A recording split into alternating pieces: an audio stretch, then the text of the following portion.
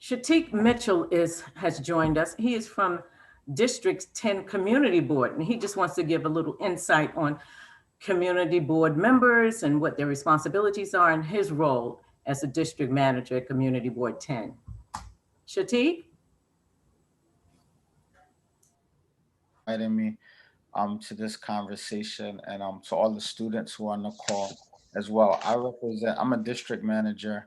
I'm from Manhattan Community Board 10, and we represent the Central Harlem area community, which is from 110th Street to 155th Street, from Morningside Avenue to Fifth Avenue.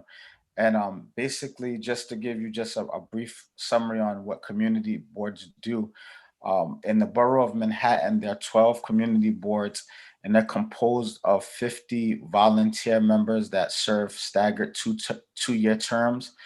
25 members are appointed by the borough president's office, and the other 25 are appointed by city council.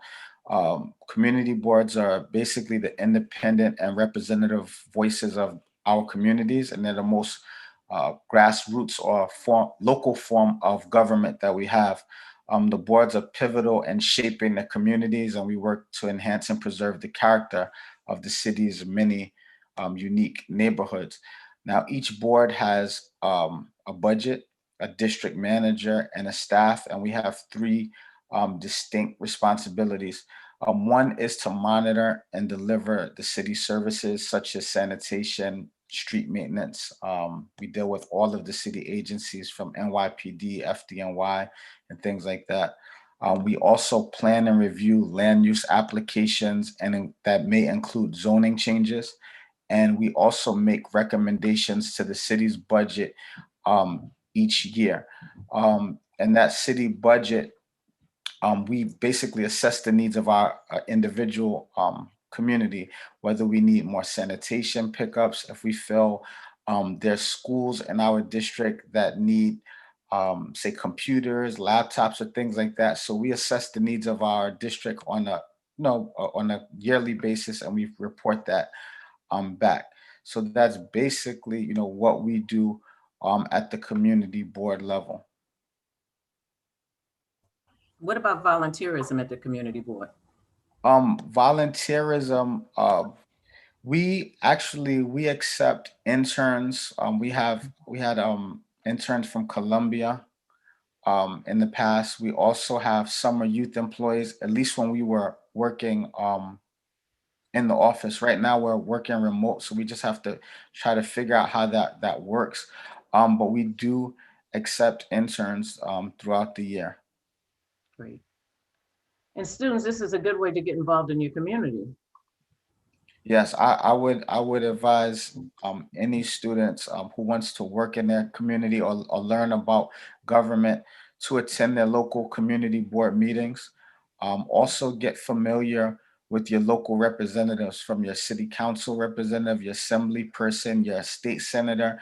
These are people, like, when you turn on the news on New York One, you see them all the time, and then you really have access to these people because they're there to serve the public, and their office is open to everyone, so you can go in, you can get their business cards, you can start to collect the information, so you have a portfolio of people that you need to reach out to, for things and initiatives that you're working on in your community. Fantastic. And can you tell us a little bit about the actual process? Like, let's say, for example, one of these students really wants to get involved, right? Can you walk us through the process on how you can actually apply for the community board or to be a member there? Right now, I could only speak for the borough of Manhattan. I just assume the process is the same for all five boroughs. But you would go to the website of your borough president, the Queensborough. You guys are located in Queens, right? Yes. Yeah, the Queensborough president. On the Queensborough president's website, they should have a tab there for community boards, and then there's a link that you would click to apply for the community board. Once you apply for the community board, there's a few criteria that they look at.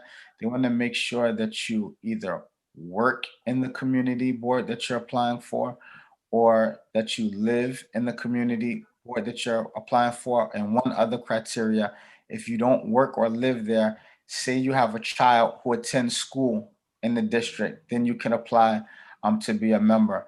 And then there's an application process. You guys, you would mention things about, what is your interest in what's your interest in the community, what's your educational background, things like that.